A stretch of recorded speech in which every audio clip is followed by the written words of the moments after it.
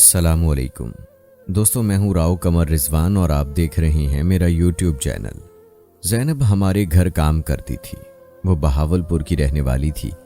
वहां अक्सर मर्द दूसरी शादी करने से नहीं झिझकते और औरतें भी बेठिकाना होने के खौफ से सौतन को बखुशी कबूल कर लेती हैं, क्योंकि वहां जब लड़की एक बार ब्याह दी जाती है तो मैके वाले कोशिश करते हैं कि वो हर हाल में शौहर के घर में ही रहे, चाहे उसका खाविंद उस पर सौतन ही क्यों ना ले आए।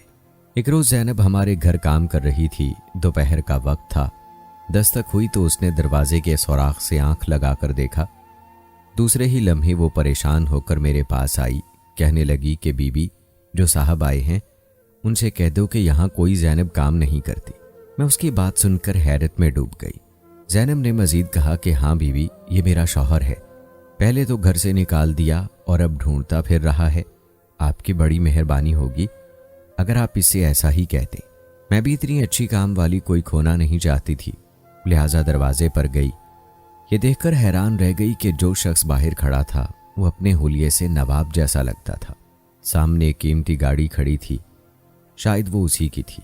मुझे वो किसी और एक काम वाली का शौहर न लगा। बहरहाल मैंने सवाल किया कि भाई, आपको किससे मिलना है?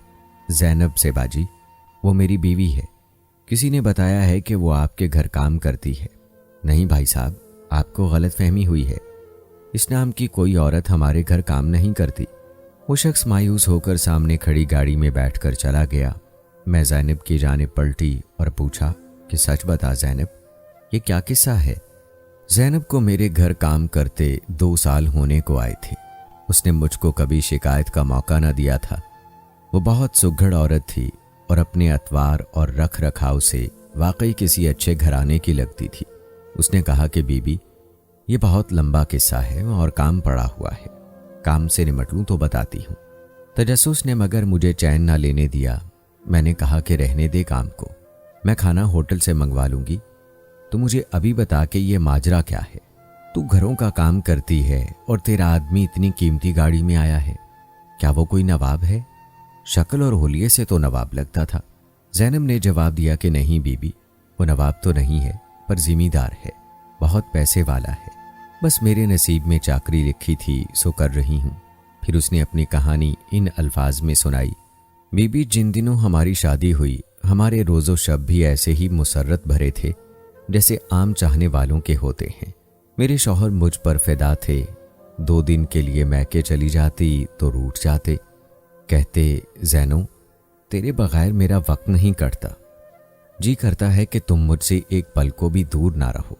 अगर मैं जहांगीर होता तो हुकूमत करते वक्त तुम्हारा हाथ भी पर्दे के पीछे से मेरे कंधे पर धरा होता। पर अब क्या करूं, मजबूर हूं। तुम्हें अपने साथ दफ्तर नहीं ले जा सकता, वरना तो सामने बिठाकर वहां भी तेरा दीदार करता। मैं ये बातें सुनती तो खुद को दुनिया की खुश नसीब तरीन औरत समझती थी। मेरे पैर हवाओं में रहते। मुझे अपने शौहर की मोहब्बत पर खुदा के वजूद की मानिंद यकीन था। मैं समझती थी कि दुनिया उल्टी घूम सकती है, सूरज मगरिब से निकल सकता है, मगर मेरा शौहर नहीं बदल सकता। 5 साल सुकून से गुजर गए। मेरे सरताज के पास बेअंदाज़ा दौलत थी जो उन्हें वरासत में मिली थी। यही दौलत बिलाखिर मेरे और उनके दरमियान जुदाई का सबब बन गई। 5 साल बाद भी औलाद ना हुई तो उनके रिश्तेदारों ने मोहिउद्दीन के कान भरने शुरू कर दिए कि साहब, ये बेअंदाज़ा दौलत किधर जाएगी? इसका वारिस कौन होगा? ये ऐरों गैरों की नसीब हो जाएगी। औरत बांझ हो तो मर्द को वक्त पर शादी कर लेनी चाहिए। बुढ़ापे में करेंगे तो औलाद की खुशियां कब देखेंगे? मेरा शौहर रिश्तेदारों की ये बातें सुनता, मैं भी सुनती और हंस देती। कहती कि इन लोगों का तो दिमाग खराब है साईं। अगर औरत को औलाद ना हो तो मर्द दूसरी शादी कर लेता है। अगर मामला उल्टा हो तो क्या औरत भी दूसरे मर्द का इंतखाब कर सकती है? असल बात तो ये थी कि मुझे यकीन था कि मेरे औलाद ना होने की वजह से ये कभी नहीं हो सकता कि मेरा शौहर मेरी मोहब्बत को भुलाकर किसी और औरत को ब्याह लाए। मेरी मोहब्बत तो उनकी जिंदगी थी, उनके रुएं रुएं में बसी थी।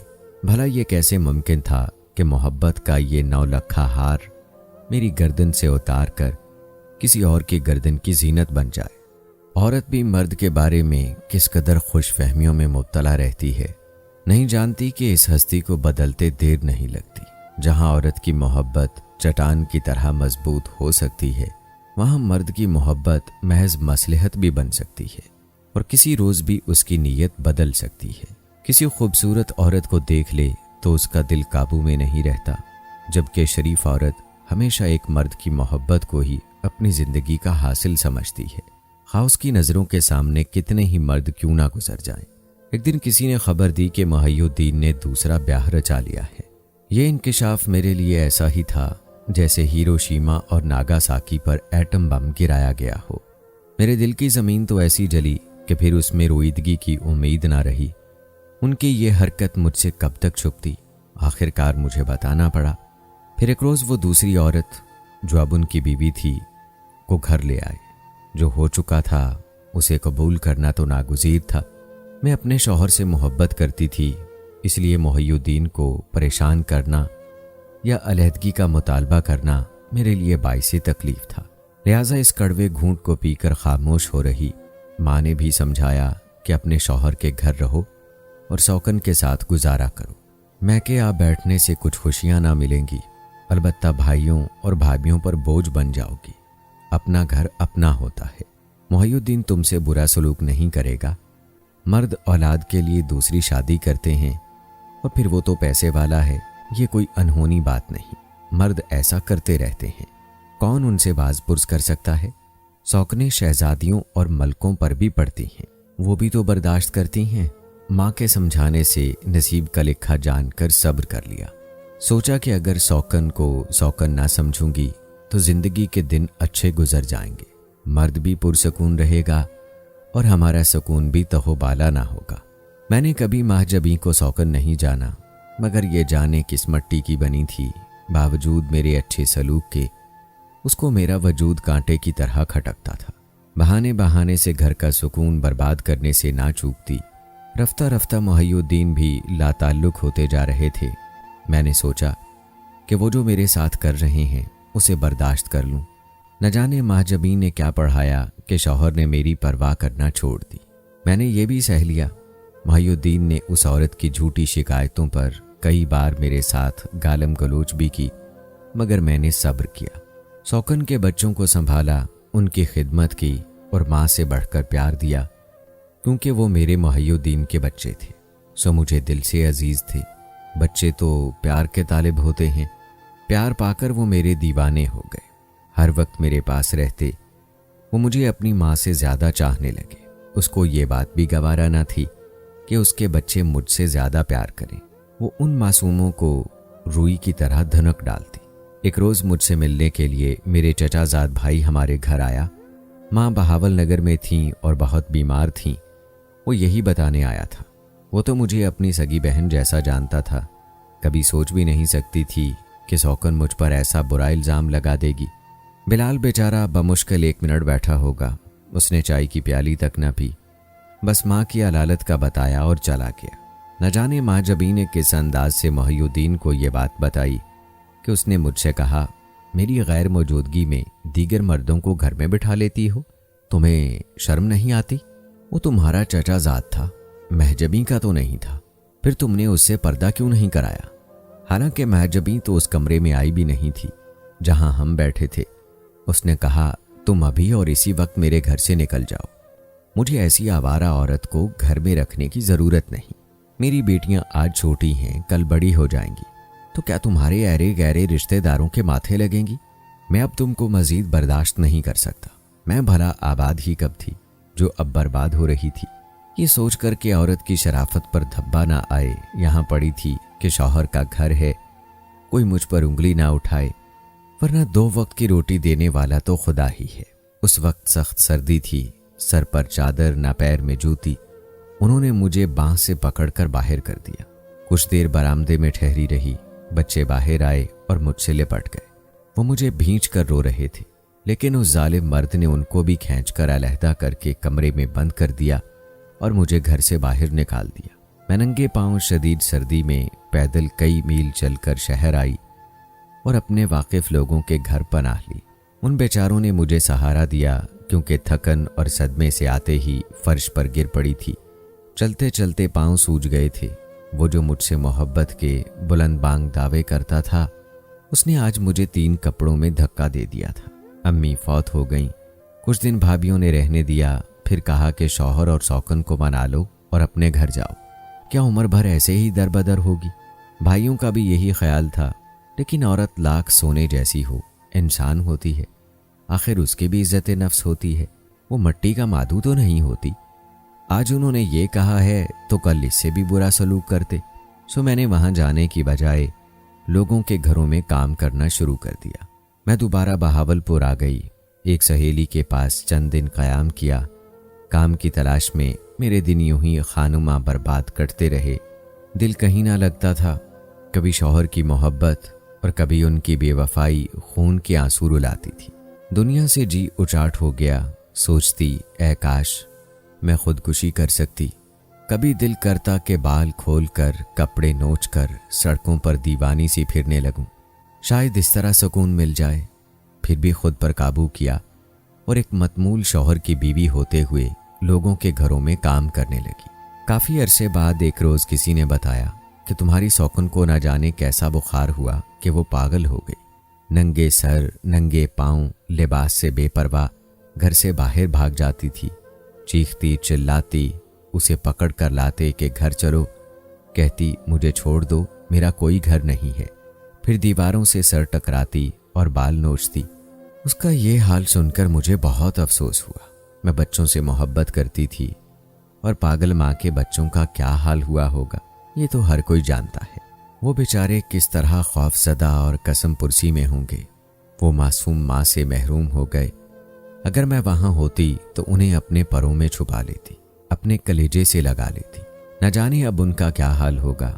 تھوڑے دنوں بعد وہ بیچاری گھر سے سڑک پار کرتے ہوئے کسی بس تلے آ گئی اور اس کی موت واقع ہو گئی۔ اس کے بعد محی الدین کو میری یاد آئی۔ اس نے بڑے جتن کیے کہ مجھے واپس گھر لے جائے۔ کئی بار ان کوٹھیوں کے چکر لگائے جہاں میں کام کرتی تھی۔ جب بھی اس کا سامنا ہو جاتا میرا خون کھول اٹھتا۔ اس کی بے وفائی نے مجھے نفرت کی آگ میں جلا دیا تھا۔ میں نے اس کے ساتھ جانے سے انکار کر دیا۔ جب دل ہی نہ مانے تو آدمی کیوں کسی کو دھوکہ دے؟ میں آج کہہ سکتی ہوں کہ عورت کی نفرت اس کی محبت سے زیادہ پائیدار ہوتی ہے۔ میرا اس کے ساتھ محبت کا رشتہ شاید ختم نہ ہوا ہو، مگر عزت و تکریم والا رشتہ نابود ہو چکا تھا۔ جب دل کے رشتے نہ رہیں تو میں دنیاوی رشتوں کے لیے کیوں کر اس سے ناتا جوڑ لیتی۔ وہ مجھے کھوجتا رہا اور میں گھر بدلتی رہی، یہاں تک کہ دور کی کالونیوں میں کام ڈھونڈ لیا تاکہ وہ مجھے تلاش نہ کر سکے۔ وہ بھی کچھ عرصے بعد مایوس ہو گیا۔ کبھی اس نے اس پرانے گھر جا کر میرا پتہ کیا ہوگا جہاں میں پہلے کام کرتی تھی، وہاں میں کبھی کبھار جاتی ہوں۔ انہوں نے یہاں کا پتہ دے دیا ہوگا۔ سنتی ہوں کہ اس کا بھی کسی کام میں دل نہیں لگتا، پریشان رہتا ہے، توبہ کرتا ہے، مگر سکون نہیں پاتا۔ کسی کے دل کو توڑنا جس میں سچی محبت بستی ہو کوئی ہنسی کھیل تو نہیں۔ اس نے میری زندگی کو کھلونا سمجھا اور کھیل کر پھینک دیا۔ کبھی کبھی بچوں کی خاطر دل نرم پڑ جاتا ہے جو مجھ سے محبت کرتے تھے۔ جی چاہتا ہے کہ واپس ان کے پاس چلی جاؤں، نہ جانے کوئی سوتیلی ماں بن کر آ جائے تو کیسی ہو، مگر یہ کافر دل محی الدین کو معاف کرنے پر آمادہ نہیں ہوتا۔ انسان پر ایک وقت ایسا آتا ہے کہ وہ اپنے دل سے مجبور ہو جاتا ہے، سو میں بھی دل سے مجبور ہوں۔ دوستو، زینب نے محی الدین کے ساتھ اپنی زندگی کے ابتدائی دنوں میں خوشیوں کا تجربہ کیا، لیکن جب اس کی زندگی میں مشکلات آئیں تو اس نے خود کو سنبھالنے کی کوشش کی۔ محی الدین کی دوسری شادی نے زینب کے دل میں ایک نئی جنگ کا آغاز کیا۔ وہ اب اپنے آپ کو اکیلا محسوس کر رہی تھی، جیسے دنیا اس کے خلاف ہو گئی ہو۔ محی الدین کی بے وفائی نے زینب کو اندر سے توڑ دیا۔ وہ سوچتی رہی کہ کیا واقعی محبت اتنی کمزور ہوتی ہے؟ کیا اس کا شوہر کبھی بھی اس کی محبت کو بھول سکتا ہے؟ زینب نے اپنے دل میں ایک عزم باندھا کہ وہ کبھی بھی محی الدین کے سامنے کمزور نہیں ہوگی۔ زینب نے اپنے آپ کو نئے سرے سے ڈھالنے کا فیصلہ کیا۔ اس نے سوچا کہ اب وقت آ گیا ہے کہ وہ اپنی زندگی کو بہتر بنائے اور اپنے خوابوں کو حقیقت میں بدلے۔ اس نے مختلف کورسز کرنے کا ارادہ کیا تاکہ وہ اپنی صلاحیتوں میں اضافہ کر سکے اور بہتر ملازمت حاصل کر سکے۔ میں نے بھی زینب کا ساتھ دیا۔ اس کی حوصلہ افزائی کی اور کہا کہ وہ کبھی ہار نہ مانے۔ میری محبت اور حمایت نے زینب کو مزید مضبوط بنایا۔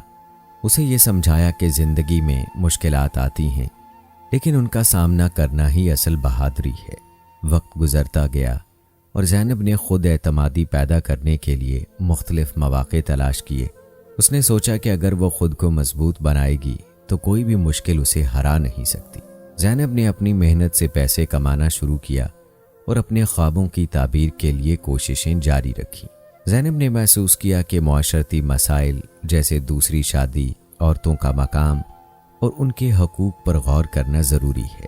اس نے سوچا کہ اگر وہ خود ایک مضبوط مثال قائم کرے گی تو شاید دوسرے لوگ بھی اس سے متاثر ہوں گے۔ زینب نے اپنے تجربات سے سیکھا کہ عورتوں کو خود مختار بننے کی ضرورت ہے تاکہ وہ اپنی زندگی کے فیصلے خود کر سکیں۔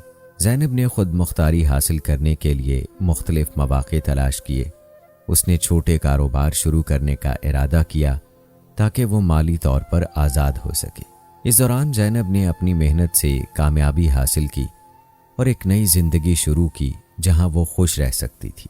محی الدین نے کئی بار زینب سے رابطہ کرنے کی کوشش کی، لیکن زینب نے اس سے ملنے سے انکار کر دیا۔ اس کا دل اب محی الدین کے لیے نفرت سے بھرا ہوا تھا۔ وہ جانتی تھی کہ اس کی محبت کبھی بھی اتنی مضبوط نہیں تھی جتنی وہ سمجھتی تھی۔ زینب نے اپنے آپ کو سنبھالنے کا فیصلہ کیا اور اپنی زندگی میں نئے مقاصد طے کیے۔